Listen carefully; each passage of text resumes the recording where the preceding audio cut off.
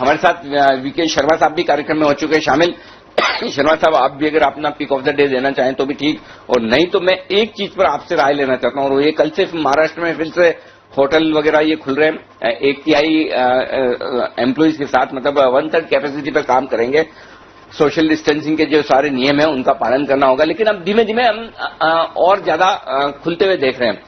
क्या मतलब निकाला जाए, और प्लस कई सारी कंपनियों के पहली तिमाही के जो अपडेट आ रहे हैं वो बड़े उत्साह बढ़ाने वाले हैं। जैसा डर था कि इतने खराब नंबर्स होंगे, खराब आंकड़े होंगे, वैसे दिख नहीं रहे। इन पर आपकी राय चाहिए सर। जी, बड़ी अच्छी बात है अनिल जी कि इस तरह के पहले जब खोलने की तैयारी है तो ये बहुत ही पॉजिटिव है, और ये उन चिंताओं को दूर करता है जो समझते हैं कि ये नंबर जो इंक्रीज हो रहा है उससे फिर आगे खुलने में देरी होगी, तो ये अच्छी बात है। और जहां तक आपने एडवांसेस की बात बोली कि जो लोगों ने थोड़ी एडवांस इन्फॉर्मेशन दी अपने क्वार्टर के बारे में, तो ये वाकई में अच्छी बात है। इसमें सिर्फ आपको ये चीज पकड़नी है कि जो अच्छे, जिनकी पॉजिटिव आउटलुक है उनके समाचार तो पहले आएंगे, जिनकी आउटलुक नेगेटिव है उनके समाचार शायद न आए।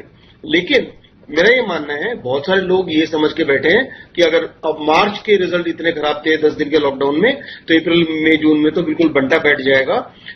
ऐसा सोचकर लोगों ने लिया नहीं है। तो मार्केट न सिर्फ इन क्वार्टरली रिजल्ट्स को देखेगा, बल्कि मार्केट आगे की तरफ ज्यादा देखता है।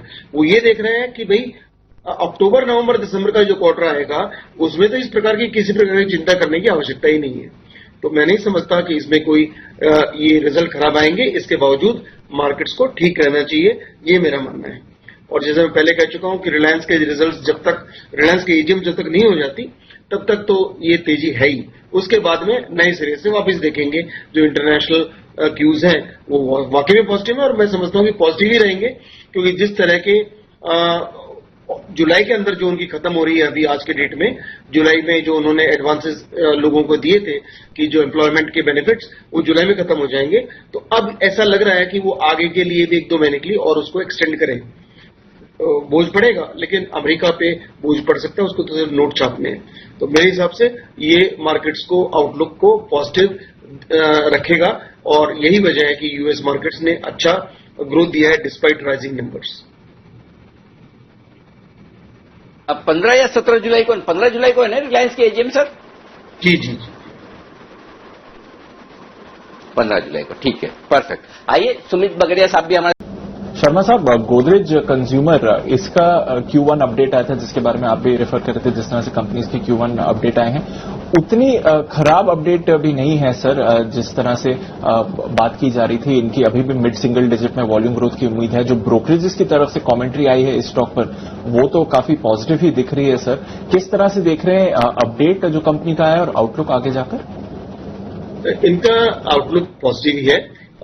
हमारा अपना इसके ऊपर उतना अच्छा व्यू नहीं है कवरेज के अंदर, लेकिन मैं ये कहूंगा कि ये कंज्यूमर कंपनीज, भले टाटा कंज्यूमर हो या दूसरी अन्य कंपनियां हो, ये इनका तो खराबी का चांस बहुत ही कम है, बिकॉज ये इनका तो प्रोडक्शन काफी हद तक पहले भी चलता था, अभी भी चल रहा है, और उस दृष्टि से इनका आउटलुक अच्छा ही रहना चाहिए। तो consumer companies should definitely do better, और टाटा कंज्यूमर मेरी पहली पिक है यहां पे। Okay, Tata consumer preferred pick है, बट आज नजर रखिए गोदरेज कंज्यूमर अपडेट और ब्रोकरेज कमेंट्री दोनों ही पॉजिटिव आई है इस कंपनी के लिए। एक और सिद्धार्थ जी, शर्मा जी, एक क्विक कॉल आईटी स्टॉक्स पर। क्या लग रहा है कि आईटी स्टॉक्स में अब थोड़ी लीडरशिप दिखेगी, जिस तरह से लार्ज कैप आईटी में खरीदारी आई है? आज गोल्डमैन सैक्स की कन्विक्शन लिस्ट पर इन्फोसिस है, और यहां से 18 से 20% की अपसाइड भी देख रहे हैं। क्या समय आ गया है थोड़ा लार्ज कैप आईटी स्टॉक्स पर फोकस करने का सर? ये मेरे ख्याल से समय तो बहुत पहले से है, लेकिन डेफिनेटली पिछले सप्ताह के अंदर जो, या 10 दिन से जो हम इसमें तेजी देख रहे हैं वो अच्छी बात है। और कन्विक्शन तो इन्फोसिस के अंदर सबसे ज्यादा है आईटी स्टॉक्स के अंदर, उसमें हमारा कन्विक्शन तो पहले से था, अभी और लोगों का कन्विक्शन बन रहा है, ये अच्छी बात है। मैं समझता हूं कि ये ऐसा सेक्टर है जिसके ऊपर घर से काम करने पे काफी छूट मिली थी, तो जो काम उतना सीरियस नहीं है, जहां पे आपके क्वेश्चन डेटा इंटीग्रिटी पे उतने ज्यादा नहीं होते, वो सारा काम घर से हो सकता है। लेकिन डेटा इंटीग्रिटी वाले जो या सिक्रेसी वाले जो काम है वो तो कैंपसेस से होंगे। अब क्योंकि खुलने लगे हैं कैंपसेस भी, और तो ये तो बहुत बड़ी अच्छी बात है। तो इस सेक्टर के अंदर इसने ऐसे डाउन माहौल में भी अच्छा काम किया था, अभी तो और अच्छा काम करेगा। तो इसमें किसी प्रकार की कोई चिंता नहीं होनी चाहिए।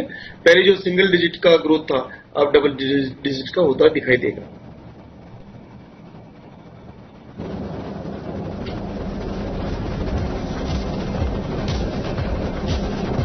ओके, ये है आपके लिए राय आईटी स्टॉक्स पर। नजर रखेंगे इन स्टॉक्स पर। अनिल जी, तैयारी के लिए बस वीके शर्मा साहब से 2 शेयरों पर राय लेना चाहता हूं और दोनों ही सरकारी बैंक। सर, एक तो है पीएनबी, 9 जुलाई को बोर्ड बैठक करेगा, इक्विटी जुटाने की योजना है, क्यूआईपी करेगा, एफपीओ, राइट्स इश्यू जो भी करना चाहिए। और 10 जुलाई को केनरा बैंक की भी बोर्ड बैठक है, जो 2020-21 वाले साल के लिए कितना पैसा जुटाना चाहिए इस पर बातचीत कराएंगे। सारे बैंक थोड़ी फंड रेजिंग कर रहे हैं, स्पेशली पब्लिक सेक्टर बैंक जैसे सरकारी बैंक है। मन करता है आपका खरीदने का या नहीं? मैं समझता हूं कि इस वक्त खासकर पीएसयूज के अंदर जोर है। फंडामेंटली अगर मेरा मन नहीं करता, लेकिन टेक्निकली ये बैंक्स बहुत ही अच्छे हैं इस वक्त। तो अगर उनको कैपिटल मिलेगी, सरकार से कैपिटल मुहैया होगी, तो यहां से बेहतर रिजल्ट्स देख पाएंगे और इनके पास फर्दर लैंडिंग की भी सुविधा इनके पास रहेगी। तो फाइनेंशियल सर्विस या बैंकिंग एक ऐसी चीज है जिसके अंदर आपको लगातार कैपिटल चाहिए होती है, और अगर आप कैपिटल नहीं जुटा पाएंगे तो बिजनेस भी आपका लूज होता जाएगा। सिर्फ वो क्लाइंट रह जाएंगे जिनको आप लोन देना नहीं चाहते, और जिन आपके पास वैसे भी कैपेसिटी नहीं है तो वो चले जाएंगे। तो ये द फैक्ट कि इनको कैपिटल मिलेगा, तो मेरे ख्याल से ये इनके लिए पॉजिटिव ही है और यहाँ पे बने रहे हैं। अभी मेरे ख्याल से इसमें कोई चिंता की आवश्यकता इस वक्त तो नहीं है, खासकर पीएसयूज में, भले ही वो बैंक्स भी क्यों ना हो। इस वक्त माहौल इनका अच्छा है, टेक्निकली स्ट्रांग है, और ये उन हैंड्स में से जो कच्चे वीक हैंड्स थे वो निकल चुके हैं। तो मेरे ख्याल से उस दृष्टि से इसमें बने रहना चाहिए स्टॉप लॉस के साथ। ओके, बने रहे उस लिहाज से ये ज्यादा ठीक होगा। सुमित जी, जरा शर्मा साहब, ये एक का चार्ज हो जाता है कि बार 1 रुपए वाला 4 रुपए, 4 रुपए वाला 20 रुपए, 15 रुपए, इनमें बड़ा लालच तो आता ही है ना लोगों को। लगता है कि इसमें फटाफट डबल 3 गुना 4 गुना हो जाएगा। ये लालच को रोके कैसे? या थोड़ा बहुत पैसा लगा लें तो उसमें कोई हर्ज नहीं है? बड़ी दुविधा होती है। पहली बात ये समझें कि इस कंपनी के ऊपर खासकर सुजलोन पे हमारा कोई कवरेज नहीं है, तो इसमें कोई ऑफिशियल व्यू है ही नहीं। लेकिन ये समझना चाहिए इस वक्त कि ऐसे मौके पे जो कमजोर खिलाड़ी होते हैं वो निकलते रहते हैं, और जो ऑपरेटर टाइप के लोग हैं उनके पास रहेगा, तो वो शायद ऊपर लेवल पे जब ये देख लेंगे कि और नए लोग भी आ गए हैं जिनके पास पहले सुजलोन नहीं था, उन्होंने भी लिया है, तो मैं समझता हूं कि उस लेवल के ऊपर इनमें सब में सेलिंग प्रेशर आ सकता है। इसके अंदर खासकर ये एक रीजन हो सकता है कि जो आगे चल के सरकार चाह रही है कि भी हम सी के अंदर भी विंड मिल्स लगाएं, तो उसकी टेक्नोलॉजी जो आगे जो नए और बिजनेस अपॉर्चुनिटी आएगी, तो एक नया एरिया खुल रहा है। तो विदेशों में देखें तो नॉर्थ सी में पूरा सब सी के अंदर ही काम होता है, वहां पे बहुत सारी जहां पे भी ऑयल गिरेगा वहां पे एक लगा देते हैं विंड मिल। तो उसी तरह से यहां पे भी एक नई अपॉर्चुनिटी खुलने जा रही हो। लेकिन मेरा ये मानना है कि इस वक्त जब आप टेक्निकली शेयर को फॉलो कर रहे हैं, कोई फंडामेंटल व्यू कहीं से नहीं है, तो टेक्निकली जो फॉलो कर रहे हैं उसके अंदर एक चिंता ये होती है कि इस तरह के स्टॉक जो लगातार बढ़ते रहते हैं, वो जिस आप प्रॉफिट हो, जब ये ऊपर का सर्किट हो तभी प्रॉफिट बुक कर सकते हैं। फिर एक बार नीचे का सर्किट लगने के लिए शुरू होता है तो फिर आप ये सोचेंगे कि नीचे गिरने लगेगा तब निकलूंगा, वो नहीं निकल पाएंगे। तो मेरे ख्याल से इसको हर लेवल के ऊपर ऐसा कोई भी स्टॉक, ये कोई कमेंट स्टॉक पे कमेंट नहीं है, कोई भी स्टॉक हो जो इस तरह का आपके पास 10 रुपए है तो 1 रुपए का पैसा 1 रुपए ही आप रिस्क में लगा सकते हैं, और उस रिस्क को भी इस तरह से मैनेज करना है कि ऐसे स्टॉक जब ऊपर जाएं तो आप पॉजिटिव रहते ही इनको अपना प्रॉफिट बुक करते जाएं, टॉप की तलाशी न करें। एक ये तरीका हो सकता है, लेकिन इसमें आपको पॉजिटिव रहते ही निकलना पड़ेगा, अदरवाइज ये जो कुछ आपने कमाया है उसको भी झाड़ू मार के ले जाएगा। बिल्कुल, कैपिटल प्रोटेक्ट करिए और हर एग्जिट पर उसका फायदा उठाइए, ये आर्य शर्मा साहब की तरफ से राय। पर चलिए बाजार शुरू है। शर्मा साहब, कल के ऑप्शन के आपके टारगेट आज हासिल हुए? जी, उसके हासिल तो हो गए हैं, लेकिन ओपनिंग उसकी काफी ऊंची थी, 7 रुपए के आसपास ही थी, और 7 रुपए 90 पैसे का उसका स्टॉप लॉस मतलब टारगेट था। तो मेरे ख्याल से जिन्होंने उस लेवल पे लिया है उसको थोड़ा ऊपर बढ़ा सकते हैं, और स्टॉप लॉस अपना जो 4.5 रुपए का था उसको बढ़ा के उसको आप कर दें 6 रुपए। ओके, तो ये है आपके लिए टाटा मोटर्स पर आए, टारगेट को 6 रुपए कर दीजिए। आइए अब बिगुल है,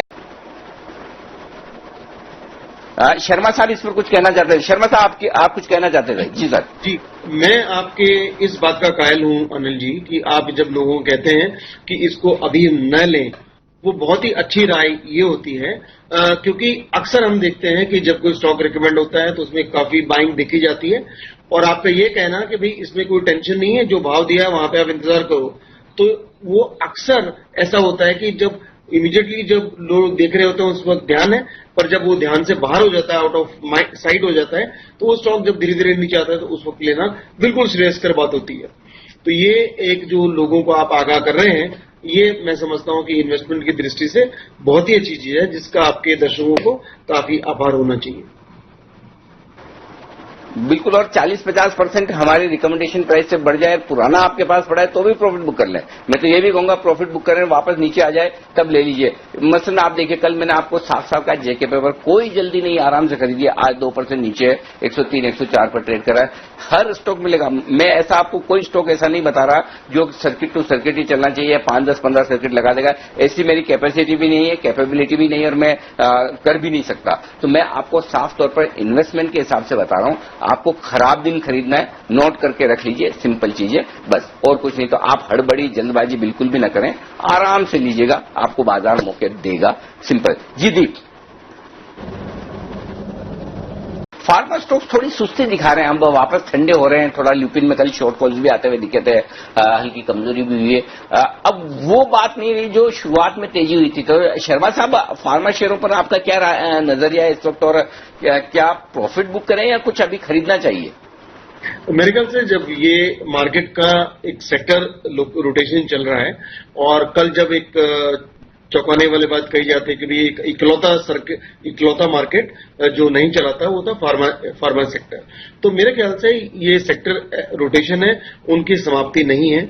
तो इनमें से जो हमारे कवरेज में है, भले ही लुपिन हो, सन फार्मा हो, इसमें ये बता दूं कि लुपिन तो मेरे खुद के पोर्टफोलियो में भी है और कैडिला है, सिप्ला है, ये सब बेहतरीन स्टॉक्स हैं जो आगे चल के अच्छा कर सकते हैं। और क्योंकि ये प्रोलॉन्ग्ड इसके अंदर काफी साइडवेज करेक्शन हुआ है, थोड़ा बहुत नीचे गए हैं, लेकिन सिप्ला ने अपना वो 5 साल का जो उसने ब्रेकआउट किया था वो वहां पे अभी भी कंसोलिडेट कर रहा है। तो मेरे ख्याल से इनके अंदर ऑप्शंस के जरिए या आपसे पूछ लीजिए, मतलब आपके पास इतनी अच्छी टीम है जो टेक्निकल और फंडामेंटल मैं बता रहा हूं, टेक्निकली एज वेल एज जो ऑप्शन वाइज देखते हैं, जिनके पास सामने है।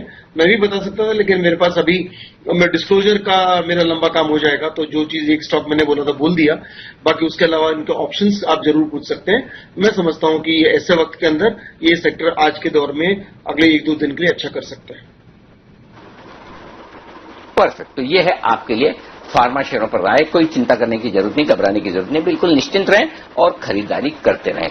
आइए लेकिन फोकस करते हैं, शर्मा साहब से विदा लेंगे। सर शुक्रिया आपका सुबह सुबह वक्त निकालने के लिए और हमारा साथ देने के लिए आज की बाजार की ओपनिंग में, और जोश बढ़ाने के लिए भी। अच्छा, इस बीच जोश